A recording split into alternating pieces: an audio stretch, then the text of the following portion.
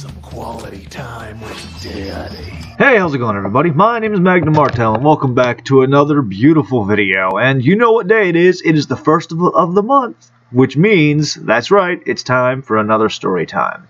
Now, in today's very special story time, this one's going to be great, because this story is not from my life, actually. It is a story that my great-grandfather told me many, many years ago when I was but a wee lad sitting on his lap. It's probably the funniest story I have ever heard in my life, and I love telling it to others. So, if you've been paying attention to my channel for the past couple weeks, I've been talking about comedy and the Dave Chappelle controversy going on over at Netflix.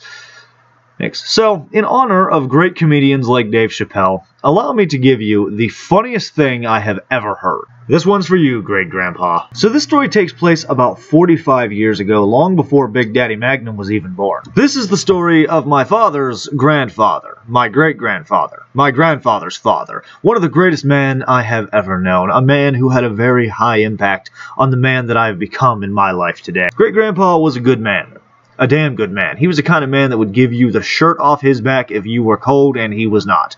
He was the kind of man that he would make barbecued chicken in the Walmart parking lot, and he would proceed to just hand it out to whoever wanted some. Most people would take a look at my great-grandpa and think, okay, what a weird fucking boomer. But some people took one look at great-grandpa and just went, you know what? He's a damn good man. And just as many people took one look at him and went, wow, that guy's a fucking asshole. But that's not the point. My great-grandfather had, oh god, roughly 10, 12 kids with a myriad of different women. Gotta say, the man got around.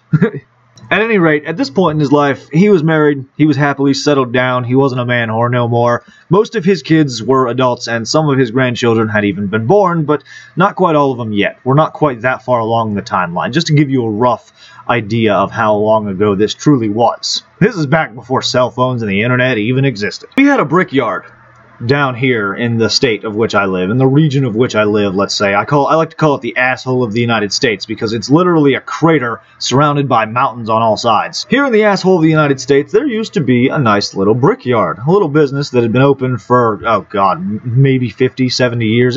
It's been there a very long time. My great-grandfather, after he got out of the military, because he still needed a way to support his wife and children, he had been working there. Grandpa worked there for, oh god, 20, 30 years-ish. He was there for a very long time. He was there when that place fucking closed. And that place closed before I was born. And it's funny, both my great-grandfathers, on both sides of the family, my mother's grandfather and my dad's grandfather, both worked there, but they worked there at entirely separate times. Like, they never even met. They worked there years apart from one another. Grandpa had a bit of a ritual. He would come home from working at the brickyard every day, take off that trucker cap that he wore every day. Believe me, I wish I still had that thing. It was ancient, old as hell. Put it up on the hat rack by his door. Immediately walk into the kitchen. You gotta figure, he got home pretty late. It was well after midnight when he got home. He would make himself a snack, and then he would go upstairs and go to bed. And this was his routine every single day for over a decade. Well, on one particular evening, that routine was shook up something fierce, is exactly how he used to say it. He gets home from work and he walks into his house. He stops dead in his fucking tracks right there in the doorway, slowly pans looking around the room, and thinks to himself, something ain't right here. You gotta figure, this man had lived in this house for pretty much the entirety of his life. He had lived in this house when his first child was born. He had lived in this house when he had gotten married. He knew this house better than anybody. The building has long since been demolished, which is kind of sad, but that's not the point. So he took his hat off and he plopped it up on the hat rack like he did every single day. Took his boots off and he walked straight to the kitchen. He enters the kitchen, stops dead in his tracks, and looks around. And you got to configure here, ladies and gentlemen, I'm telling this story as closely to the way he used to tell it as I can. So that's something to keep in mind. He looks around and he notices the pantry door is slightly ajar. Now, they kept that door shut for a good reason. Never, in all the years that him and his wife, my great-grandmother, had lived there, had that door been open when he came home from work. Not one time. Woman was very particular about keeping the door shut. He never really explained why. Probably something to do with a draft. It was an old-ass house. Grandpa took a deep sigh and said to himself, Oh, for fuck's sake. Grandpa knew immediately what was going on. I gotta say, the man had instincts. The man could take one look at a situation, notice what was out of place, and just know what to do about it. Unlike anyone I've ever seen, the man was a born fucking problem solver. Great Grandpa walks over to the counter. He opens up the cupboard on the bottom, and he pulls out this big fucking gumbo pot. Now, you gotta consider, this gumbo pot was massive. He had had this thing for like 20 years. He made some damn good gumbo. I never got to try it myself, but everybody in the family loves his gumbo. Even people that don't even like gumbo. Man was a redneck through and through, but goddamn, he knew how to cook. This man, he cooked fucking everything that you could imagine, and it was always good. I have never had a meal from that man that I didn't like, and I am an incredibly picky eater. He made me like chili dogs. He made me like barbecue chicken. Still wish my fucking uncle hadn't stole that chili recipe, because goddamn do I want that chili. Anyway, getting ahead of myself here.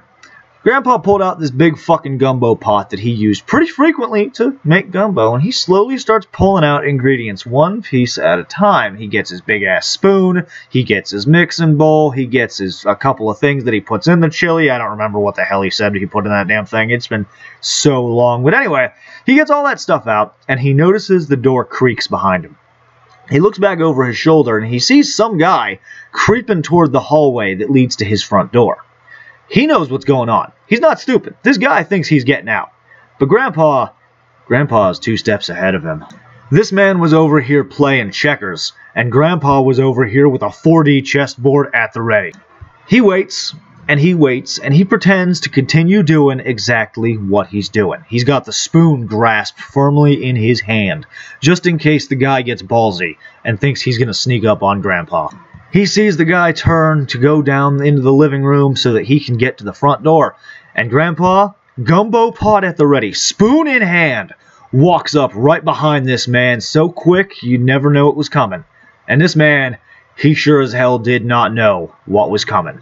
Before he can react, before he can say a damn word, before he can even respond to the danger he has placed himself in, Grandpa takes that big fucking gumbo pot and slams it down over his head, covering his head and his shoulders. Before the man even knows what's going on, what does Great Grandpa do? He takes it upon himself to explain to this man and teach this man why he made the mistake of breaking into his house when he gets home from work, taking his stuff. And he promptly takes that nice big metal spoon that is in his hand and beats this man over the fucking head. Now, at this point in the story, Grandpa would usually stand up and perform the motion with which he took to promptly beat this man over the head.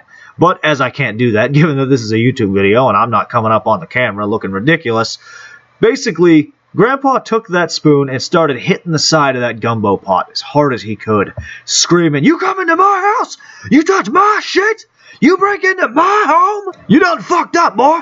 You have no idea what kind of fucking mistake you made!" As he's continuously, in rhythm, hitting the side of this gumbo pot. And he hears this man screaming for mercy inside the pot. The echo is incredible.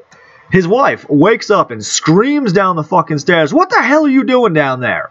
By this point, the man is at the door. Like, the man was able to stumble himself forward to the door, and she can see him through the fucking hallway down the stairs. And Grandpa screams out, "This motherfucker broke into our house! Broke into my house while I was at work!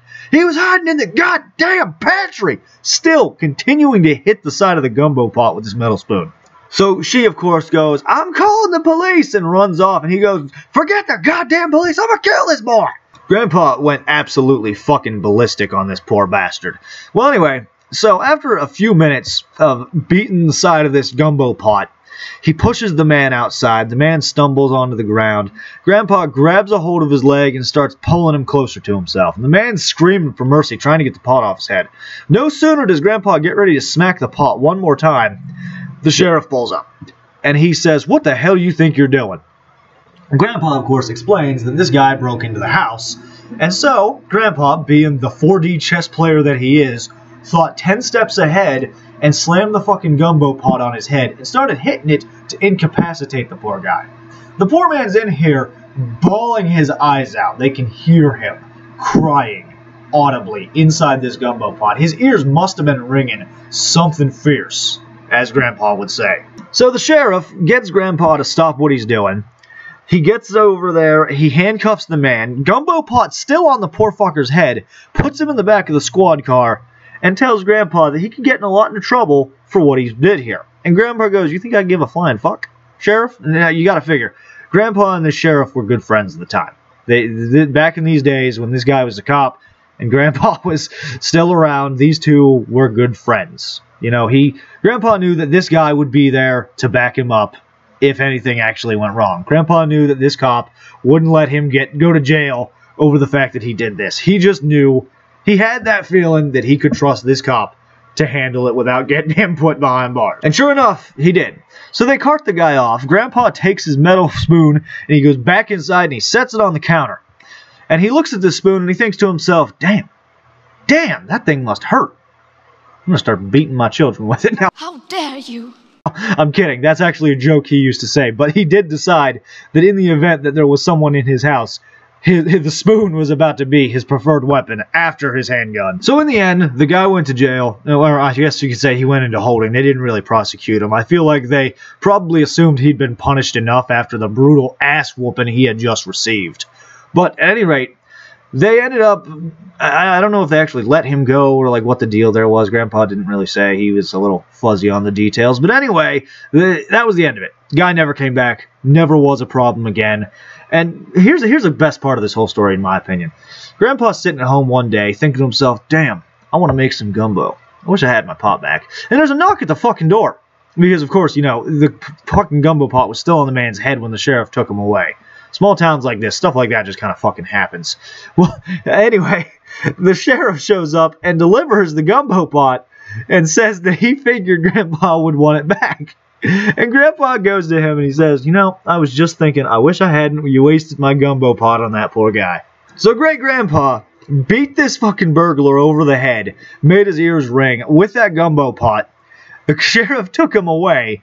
And then Grandpa still got his gumbo pot back and proceeded to make a pot of gumbo for the family. Good times, good times. I wish I had been alive to see it, because the only thing I have to confirm the truth of this story is Grandpa's testimony, the testimony of Grandma, and a couple other family members who claim that this is exactly the kind of thing he would have done. It's a great fucking story. It never fails to get a laugh. I laugh just telling it every fucking time. I've had to do multiple retakes in this video, but I love it. I truly miss my great-grandfather. He was a damn good man. He was a funny man. He inspired me to be the man I am today, and I'm proud of it. But that's, I guess, his story this time, not mine. So, thanks for watching, everybody. Please leave a like if you enjoyed. Don't forget to subscribe for more videos like this one. Let me know down in the comments below if you believe my great-grandfather's story about beating a burglar over the head with a gumbo pot. And I will see you in the next video.